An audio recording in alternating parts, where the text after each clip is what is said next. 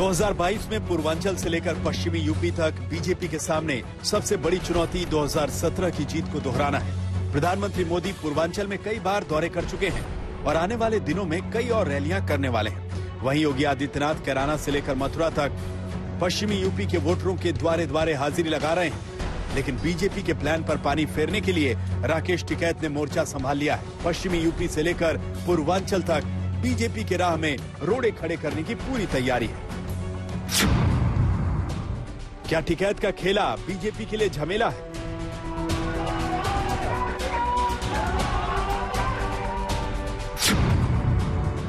क्या पश्चिमी यूपी में जाट बिगाड़ेंगे योगी का खेल?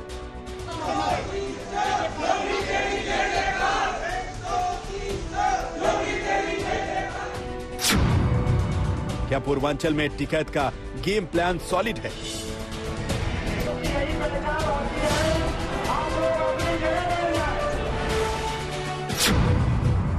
लखनऊ में महापंचायत से क्या पलटेगी बाजी?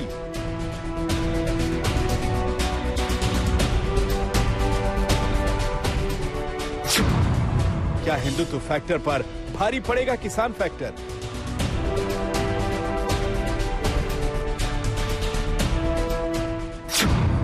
इलाका बीजेपी का, धमाका टिकैत का।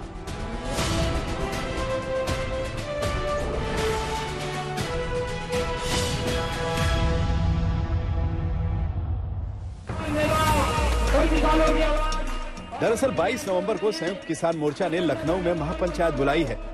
वही महापंचायत जिसे चुनाव के लिहाज से बहुत अहम माना जा रहा है। लखनऊ में होने वाली महापंचायत को टिकैत ताबूत की आखिरी कील बता रहे हैं।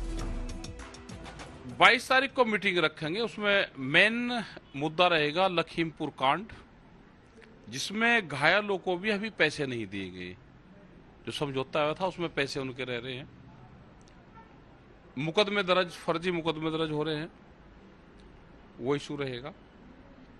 अजय टैनी की गिरफ्तारी और उनकी बर्खास्तगी रह रही है, क्योंकि आज भी वो गृह राज्य मंत्री हैं, तो जांच को प्रभावित करता रहेगा।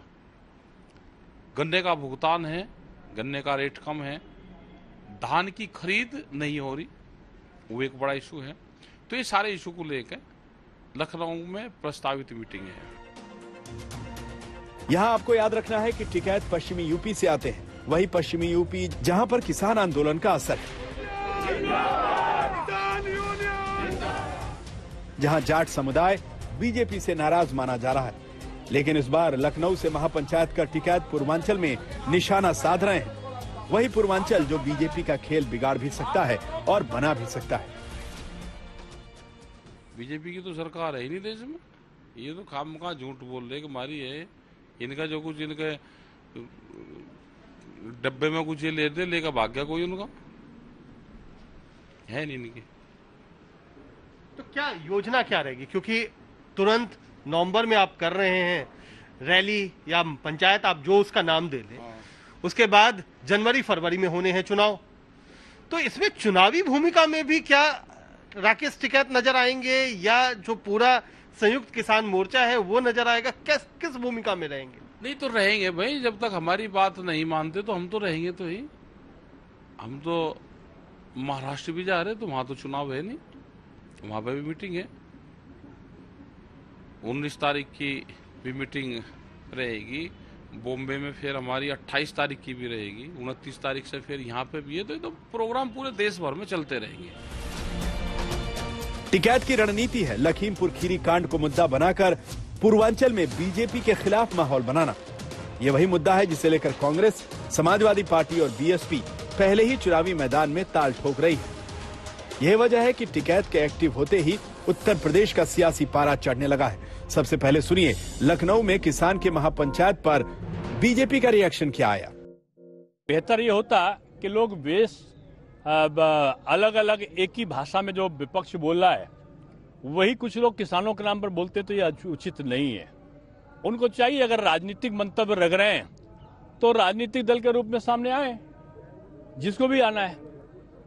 अब भारतीय जनता पार्टी की प्राथमिकता किसान और कृषि है।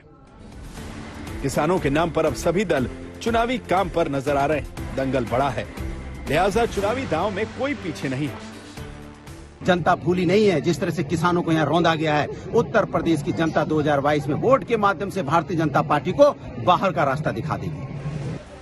22 नवंबर को बुलाई गई महापंचायत का एजेंडा साफ है। टिकैत का कहना है कि सरकार को 3 मुद्दों पर बड़ा एक्शन लेना होगा। नंबर 1, केंद्रीय मंत्री अजय मिश्रा के खिलाफ कार्रवाई। नंबर 2, गन्ने की सही कीमत तय करना। नंबर 3, तीनों विवादित कृषि कानूनों की वापसी। मीटिंग हुई थी, बड़ी पंचायत वहां पे थी संयुक्त मोर्चे की। लखनऊ में है तो इसमें भी जाएंगे, गोरखपुर में भी रखेंगे। तो हम तो गोरखपुर में करेंगे तो ये कहेंगे जी योगी जी का गढ़ है।